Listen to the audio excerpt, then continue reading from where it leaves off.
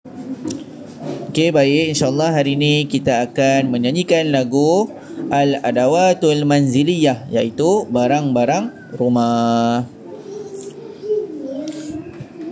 Kursiyun kerusi, arikatun sofa, durjun laci, khizanatun almari, sarirun katil, mindodatun meja, mir'atun cermin, mithyaun radio, tilfazun TV, khallatatun blender, furnun dapur, mukayyifun aircon, misbahun lampu, salajatun peti sejuk, mikwatun seterika, ghassalatun mesin basuh.